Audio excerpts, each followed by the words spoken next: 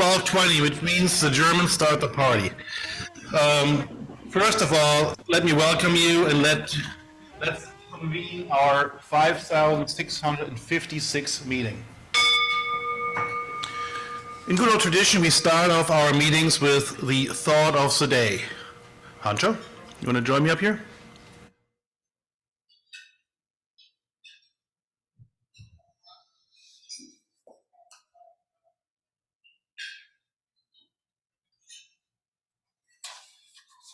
Good morning to all of you. I have a few things to say. In the words of the Bard of Avon, what's past is prologue from The Tempest. I'm saying that in reference to what we're celebrating today.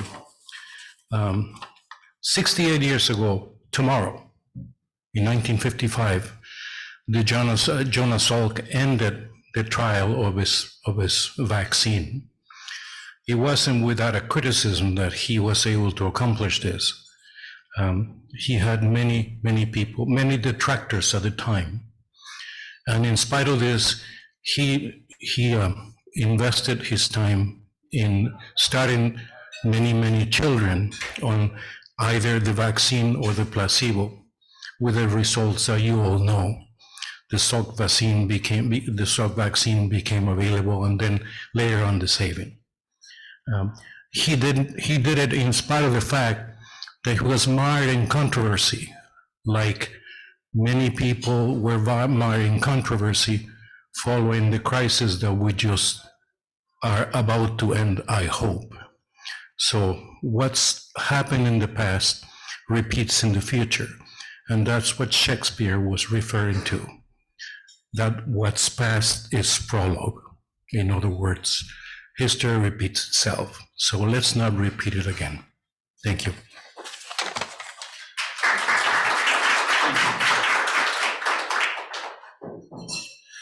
Well, then we've got a quick announcement.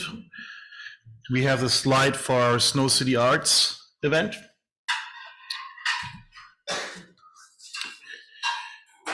Because on April 17th, we have a volunteer opportunity at Snow City Arts. For those in the room, you may recall our dear friend Peter Schmitz, who's on the board there, a not-for-profit helping children in hospitals by pairing them up with artists to distract them from their suffering. It's a wonderful opportunity. As I said, Monday, April 17th from 5:30 until 7 p.m., 710 South Paulina. And you can reach out to either Sarah or me, I believe, to get this organized if you're interested in joining. Moving right along.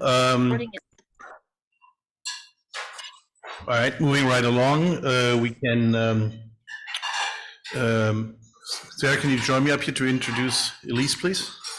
We're moving on to our speaker, and as always, for those on the Zoom, please wait with your questions until we're done. I'll put them in the chat here in the room to respect the speaker's time. Be concise, one question per person. And with that, Sarah? Thanks, and just one more time to plug this volunteer event. We try to do one each month, and this is April's. So this is a really good event, not just for our members, but perhaps prospective members as well. This would be a good event to get your feet wet. Our speaker for today is Elise Geiger, Executive Director for Meals on Wheels Chicago, a position she has held for nearly 4 years. Meals on Wheels provides several functions, but one of their main ones is delivering meals to homebound seniors, hence the name Meals on Wheels. Prior to her current position, she was Director of Corporate Engagement for 2 years for Meals on Wheels, including positions in HR and marketing. She held a position as a retirement counselor, and she was president of Mindful Body Inc. for 7 years.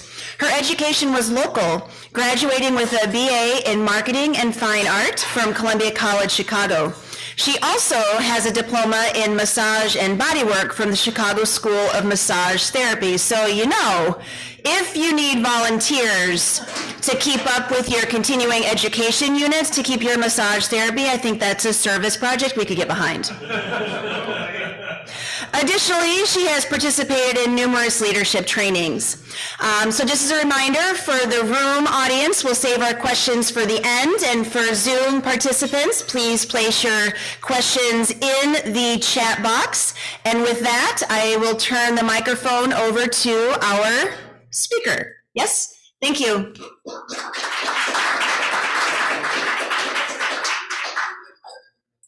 Thank you very much. Let me just get my notes up. Okay, hello. My name is Elise Geiger, as mentioned, and I have the privilege of serving as Executive Director for Meals on Wheels Chicago. Meals on Wheels programs have touched the lives of millions of people in America, and many of you might have a friend or a relative who's benefited from the program. Some of us here today may even enroll one day when the everyday tasks of going to the grocery store or cooking become too much to handle on our own. Some people join the program for a very short time, maybe when they're recovering from a surgery or an illness, and others are enrolled for years, relying on meal delivery to make their last years much easier. And it's all very customizable. Some people don't realize that all Meals on Wheels locations actually run independently. Many belong as members of Meals on Wheels America, who helps with advocacy, tools, and some corporate grants. The nomenclature of Meals on Wheels usually tells you the location of where the organization serves. So Meals on Wheels Chicago is Chicago's Meals on Wheels. And once you go out into the suburbs, a different location serves those seniors. Unlike most markets, Chicago serves so many people in such a large territory that we, like one other market, New York, do not offer typical volunteer home deliveries. We have a partnership with the City of Chicago and Open Kitchens. We work with the Department of Family and Support Services and the Mayor's Office for People with Disabilities, who deploy social workers to assess the needs and begin people on programs. Open Kitchens then creates and delivers the meals with drivers in a fleet of 24 refrigerated trucks. These trucks take meals to over 13,000 seniors and people with disabilities in all of the 77 neighborhoods of Chicago. We were established as Chicago Fund on Aging and Disability. That's our legal name, and we do business as Meals on Wheels Chicago. We started it in 1987 by a group of community leaders, concerned citizens, and the city. And for Thanksgiving in 1988, that following year, we delivered the first holiday meal to 1,218 homebound seniors. And now in our 35th year, the meal program serves over 4.7 million meals per year. So I'm gonna give you a little history of Meals on Wheels Chicago programs. In the 1990s, our programming expanded to include funding of an assistive technology program through the Mayor's Office for People with Disabilities. Through funding assistive technology, we were able to provide home modifications, personal devices, or equipment that assisted individuals with disabilities to become more independent. In 2013, Meals on Wheels Chicago then launched the Home Delivered Meal Program for Individuals with Disabilities, which we call HDMID. This new program focused on alleviating hunger for individuals with disabilities under the age of 60, so from 18 years to 59 years. Once people reached the age of 60 years, they transitioned to the Senior Home Meal Delivery Program. In 2017, the board adopted a new strategic plan to expand those delivered meals to people with disabilities, and therefore, as a result, the home modification program was phased out. Then, in 2020, we grew immediately, without warning, and never before in our history experienced so much food insecurity and need. At the start of the pandemic, we saw a 67% increase in our client base overnight. And these numbers just continued to grow. So in addition to the regular program recipients, the pandemic found seniors who typically had support systems by their family that were no longer able to get to them and help them. Then there were the senior center participants who usually got their meals at the centers, but those were closed, so they transitioned to the home delivered meal program. And then we were all homebound, so nobody could go to the store or prepare meals, so they were all put on the home delivered meal program. And the word was out, more people knew about us now. During the time that we coined unprecedented, we often use the word pivot, which we did a lot of. And usually we raise funds through special events, foundation grants, corporate sponsorships, and individual support. But during this time, the pandemic, all in-person events were canceled, and we refocused our efforts, to grants, food donations, and then virtual events to help people keep engagement. Luckily, our team, we were already set up to work from home and had all of our technology systems in place. It was a time that we actually discovered that not having a volunteer delivery model actually worked in our favor, because many of the smaller locations were having a hard time finding volunteers, but it was no issue for us. And we all remember it was scary, it was hard to predict, it was an inability to truly plan because it just fears came and went. It was also a time which actually was kind of wonderful that people truly could empathize with the fact that our homebound seniors face isolation consistently. We all were facing it. And loneliness and isolation are actually a huge growing problem for seniors. Studies show that loneliness is as deadly as smoking 15 cigarettes a day. We often say that our programs deliver more than a meal, because an essential part of our program is our dedicated team of drivers, many of whom have been working for Meals on Wheels for decades. These drivers, they make every effort to get to know the clients. They provide weekly social interaction, conversation, and they truly become part of their family. Of clients we serve, a staggering 84% say the delivery driver is the only contact they have all week. So that interaction is just crucial. It's crucial to their overall health and well-being. And I don't know, you may have seen one of our drivers, Arthur Jackson, in the news. He worked for the program for decades.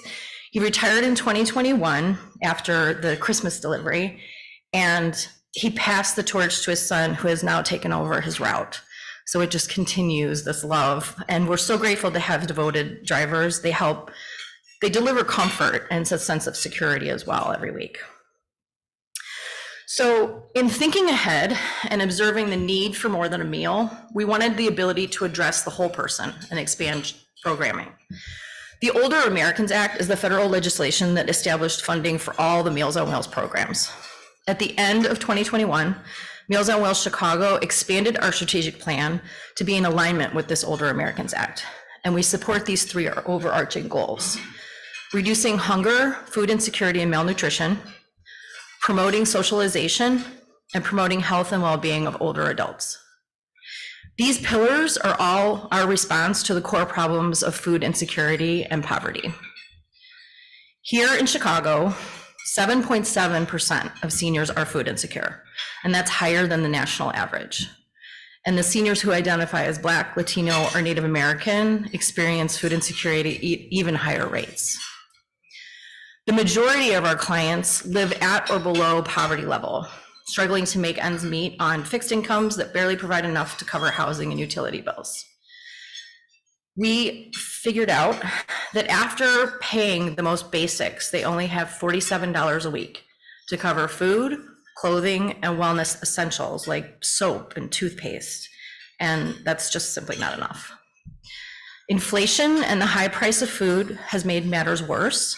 Many seniors are forced to make these difficult decisions on how to spend their limited resources, and they have to make horrible choices like essential foods like items, medicine, or in the winter running their heat. And living this way, it causes tremendous stress and anxiety. So with our new strategy, we now have the opportunity to expand programming. We know seniors are dealing with the high cost of food, limited transportation to grocery stores, and fixed incomes, and we were in a position to help them gain access to fresh produce and essential items. In response, we launched the Nourish Chicago Food Pantry in May 2022. So the Nourish Chicago Food Pantry it operates on a client choice model, much like a grocery store. We reimagined a pantry. We made it more of a marketplace. This model fosters dignity and provides a wide variety of choices that allow for autonomy as seniors select the food they enjoy while helping to reduce the food waste. The pantry is unlike most typical pantries in that we purchase grocery items. The largest amount is not shelf stable, but instead the largest percentage is fresh food. Over 70% is fresh produce, and then proteins, and then the smaller amount are shelf stable items. They're not leftovers or donated items we find at the back of our pantry shelves. Instead, each one of the 50+ items are available at every event. They're ordered fresh just for the North Chicago Pantry guests. Each month, the pantry serves seniors coming from historically underserved neighborhoods, and surprisingly, we learned many of these seniors are also raising their grandchildren in their homes, and others are veterans, they're widowed, and some are still employed, but they just don't earn enough to get by. All pantry guests are invited to shop the pantry. They choose items they want, walking away with food for enough for 30 healthy meals. Because we realized we're giving a lot of food out, we give out reusable bags and partnered with the companies to give away carts. So they literally have their food on wheels. We also have volunteers that help to pass out the food, carry their bags through the line and to their cars. Many of the seniors visiting the pantry have expressed how North Chicago Pantry is different than others. We offer the freshest ingredients. We treat them with kindness, dignity, and respect. Many seniors have personally expressed their gratitude, and I'd like to share their words with you. When I heard these, it just broke my heart open. It's heart-wrenching to think that there are seniors walking around hungry. And I feel very good about our positive impact to their lives very directly. And one quote that's not up there, which made me giggle, is somebody said, "These peppers are so gorgeous, I might put them on my windowsill until I eat them." I thought that was nice that they appreciated even the look of it. So under the North Chicago Pantry umbrella, we've also included the wellness items and a pet program. We have partnered with many corporations to include like raffle baskets, wellness bags, and they are made of toiletries, cleaning items, wellness items, or gift cards that support their health and well-being beyond just sustenance. In addition, with a grant through Meals on Wheels America, we started a pet program. So seniors with cats or dogs, they receive a monthly animal wellness pack that includes a supply of food, preventative medicine, toys, and treats. The items rotate depending on availability, but the food is consistent. So they have a reliable source of pet food for their senior owners. Then, in response to the recent reduction in SNAP benefits, we expanded again in 2023 and added our new pop-up produce markets. These run at all 5 regional centers, March through August. Fresh food is greatly lacking in the community, and it's rarely available on a consistent basis to seniors living at these poverty levels. So adding these have allowed us to help an additional 7,600 seniors in Chicago. These new events address the need and feature the same high quality items we have at the pantry. Other benefits of attending the pantry are it encourages social interaction, gives seniors a chance to get out and see the wonderful programs that are offered at senior centers. They're encouraged to sign up for dance or art classes, share a meal together through the center's dining program, make new memories at social events like the Valentine's Day dance. There's also information available for social services like getting connected with programs that reduce the cost of their utility bills to help them even more. So we're very excited about the tremendous growth, and we've witnessed firsthand the impact that these programs have had. Just as the program has grown over the past 35 years, we anticipate more. Between 2000 and 2020, the population above the age of 60 increased by 27%. That's huge. And by 2016, it'll be a larger percentage of seniors than those under 18 years of age.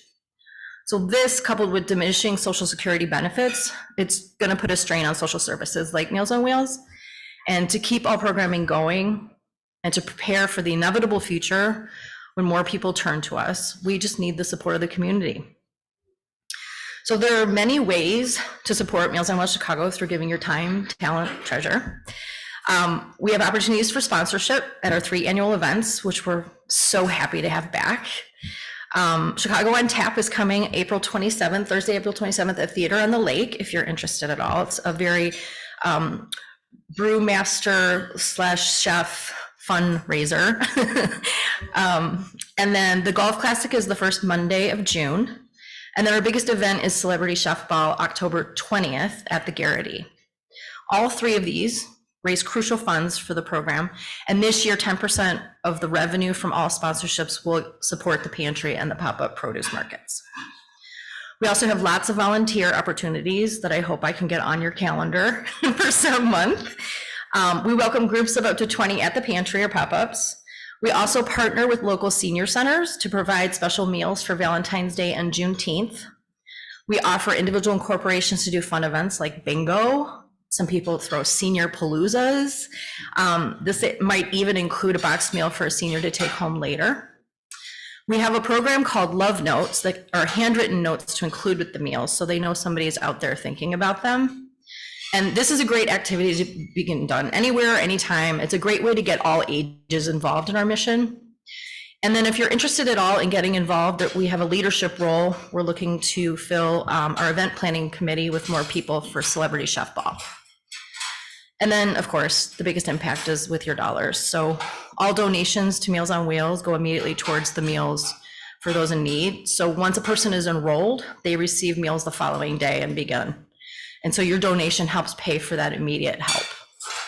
You can find more ways about how to support us on our website, so mealsonwheelschicago.org. And in closing, I would just like you to watch a video. It was from Celebrity Chef Ball, but I think it's a nice synopsis of the impact that we have, and then I'd be happy to take any questions. A lot of my food choices came from a food pantry. And, sometimes it was like really, really hard because there wasn't a lot of money. And there were times when I had to make a decision, okay, am I going to get food or am I going to get medicine? And it's kind of hard that you have to make that choice. It's like, okay, am I well enough this month?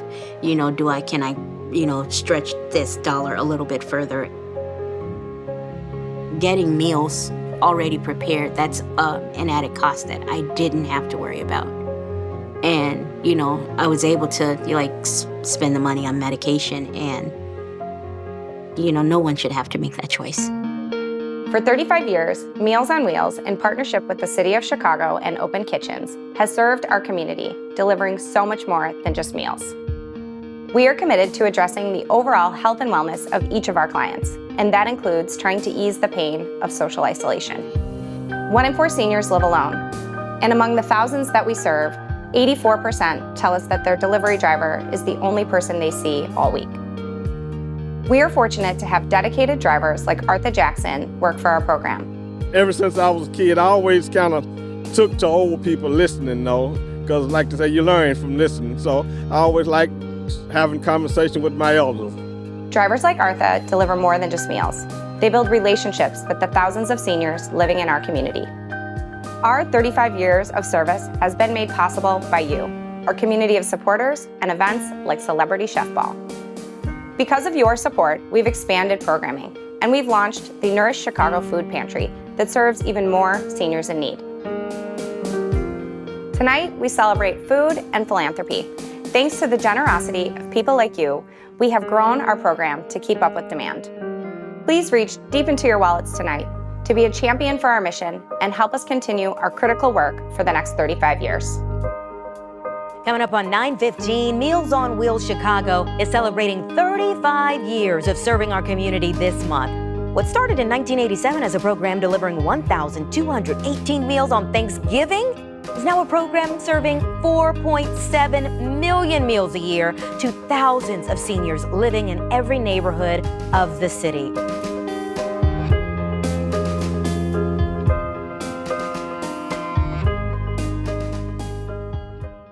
Does anybody have any questions? Elise, thank you for being here with us. I'm sure we have questions. I have some, but my friends in the audience, who wants to go first? Well, then I'll go first. You mentioned that the drivers are maybe the only person the seniors see.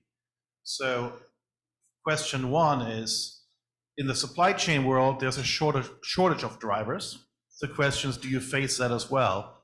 There's follow-up questions, how do you select your drivers? Because beyond the driving, they have to have a certain personality, social skill set. Do you train them for this job? Because it's not an easy job. How do you go about that? Yeah, I think part Part of it is first of all, it goes through open kitchens, so I can speak to as much as I know about it.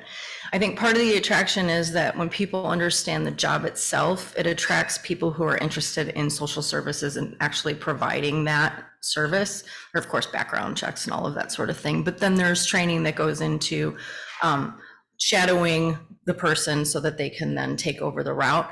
And the other part of it is that because you see so many people, they last in the position for so long. So it actually isn't a lot of turnover. It's people wanting to stay. Does that answer your question? Yes, it does. Mr. Eric. Thank you, that was great. You mentioned that each Meals on Wheels is sort of an independent organization. Where and when was the first Meals on Wheels? So each March, there's what's called March for Meals through Meals on Wheels America. And I believe the celebration for that first Older Americans Act funding was created 51 years ago. So in America, and that's as far as I know, as far as the history. But every March, there's a March for Meals. If you ever see that, it's the celebration of the very beginning of the entire program. Hold on. I know in the 70s, my grandfather received Meals on Wheels, and I don't know if it was the same program or if it was a little baby program that kind of merged with others, but I do know that he received them in the 70s. Yeah. Was he living in the city of Chicago limits? Yes. Okay. There could have been other programs that were beginning through the city that then we attached to, and it grew even more.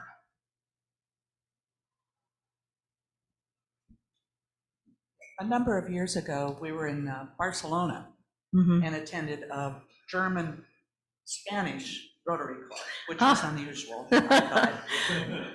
But interesting, and they conducted the meeting in English for us, but they have a program they call Meals on Wheels, which I'm sure is a takeoff on our program and the program in the States, but they had also expanded into using, typical Germans. They can't stand to have their equipment not used, so they had expanded into a morning program for which they got more volunteers to go to visit children and take them breakfast whose parents had to go to work early. And they sat with the kids and mentored them until it was time for them to go to school, which I thought was an interesting program. Is there any chance that something like that could be expanded here? It's interesting. Part of my background is working for a Montessori school as well. And some of the programs I've seen over the country have Montessori kids interacting with seniors in smaller towns and so on, which is very beneficial, especially when you're in terms of like dementia and holding that at bay.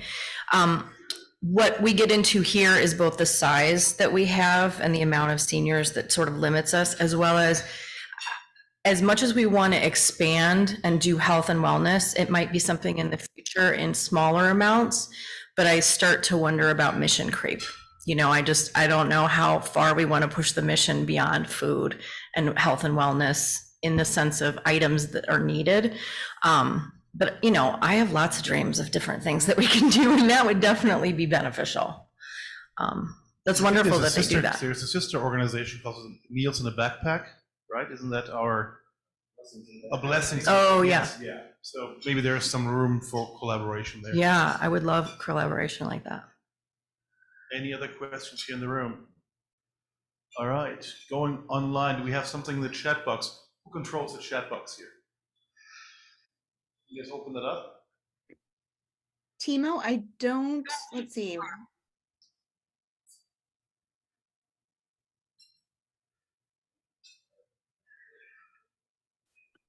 I don't see any direct questions. Say again? I don't see any direct questions in the chat, Timo. Anyway, that's great, and we'll just thank you for being this. Yeah, very thank you. interesting. It's a great mission. Thank you very much. Hold on, we're not done. Oh, okay. Yes. What? I don't know. Hold on.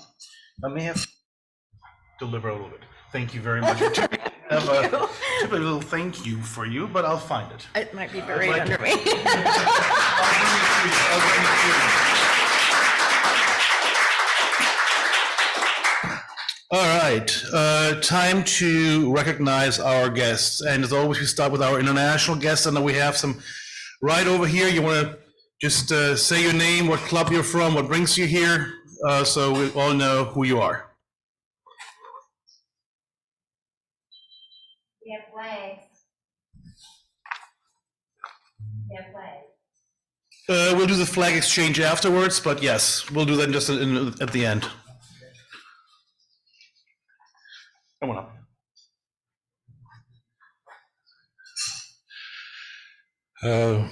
Dear President and dear brother and sister, in this, for me is a great pleasure today visit your clubs.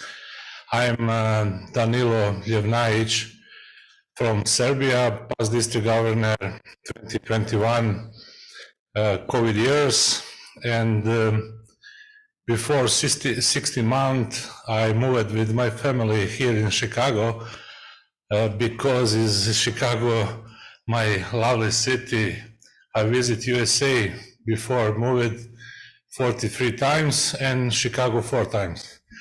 Chicago is a better place for life and business with a lot of opportunities. Thank you so much.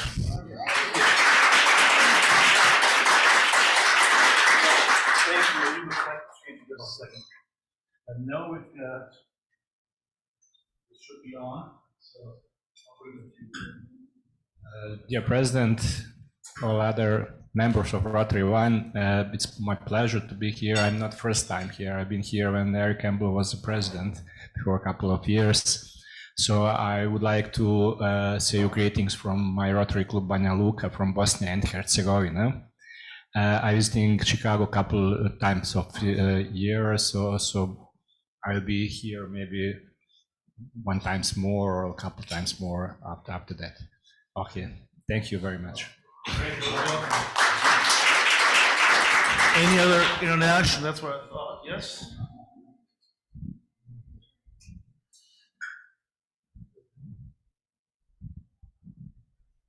Dear Mr. President, dear members, it's a pleasure and an honor to be here with you in this legendary Rotary Club of Chicago. I am the first time in this club and also in Chicago. I've been traveling in the US many times, but I've never made it to Chicago. So when there was an opportunity to come here, I joined Robert to his conference just to see this wonderful city with its enormous architecture, its art outside here in the hotel or in the museums, and the wonderful streets and business here. So I am from the Rotary Club Zuckerland in Zug, Switzerland, that's near Zurich. So we are a small canton, but we have a couple of clubs in Zug. And I myself am a lawyer in Zug, which is a profession which is not so much liked here in the United States. But I must say, in Switzerland, we are a bit less aggressive and less expensive. So I hope you won't mind. Thank you very much for having me here, and all the best for your projects. Thank you. All right, am I missing any other international in the room here? Otherwise, we'll go online real quick. Who do we have online?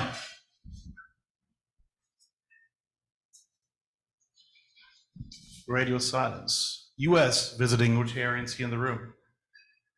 That's right. Don't feel like it anymore, right? We like it so much when we get through. Yeah, I know, right? Thank you, everyone, for having me here. My name is Chris Phils. I transferred from Sarasota for work. My company's based out of St. Pete, so I'm with Raymond James. It's been about 5 months now, and this is my second meeting here, and I'm a current transferring Rotarian from that area, so glad to be here.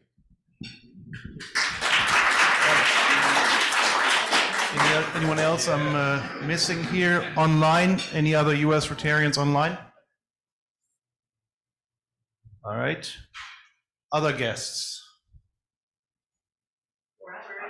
I know, and I guess Liz, over here. Liz, maybe you can introduce yourself. Hi, I'm Liz Jaswick. I was tardy. I'm a member of the Union League Club, and last night I saw a post by Eric, and he said it was going to be about Meals on Wheels, and Meals on Wheels, and it's the charity that I have held closest to my heart since the 70s because of my grandfather, and I just think you do marvelous, marvelous work. So thanks for letting me join in. Thank you very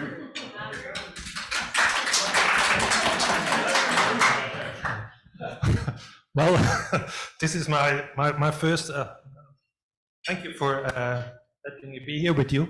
This is my first Rotary meeting anywhere. I've never been to a Rotary meeting, so she always tells me Wednesday she's in the Rotary meeting and what's going on. And well, now I've experienced one. I'm here because I take part in a conference, the American Educational Research Association, and it's supposed to be the biggest all over the world, so I'm looking forward to it. A bit nervous also, and that's all for me. Well, thank you very much. And as that, I'm proud to say we did find our thank you gift, which is our Rotary coffee mug. Please put it to good use. And after the 5th cup, Eric and I will expect your membership application. All right. Now, we'll do the flag exchange in just a minute. For those in the room or online, I think Alita's trying to organize attendance at the Melbourne Convention, so please let her know if you plan on going so we can be organized as a group. There are all kinds of committee meeting information, data is in the gyrator, so check that out. And Mr. Past Present, Eric, if you wouldn't mind coming up here for the 4-way test that you are hereby asked to lead. And then we can conclude our meeting. All right, thank you. If everybody could please rise. We'll be repeating the 4-way test for our guests here. So first, is it the truth? Second, is it fair to all concerned? Third, will it build goodwill and better friendships? And fourth, will it be beneficial to all concerned? Of course, fifth, is it fun? All right, thank you. Meeting concluded.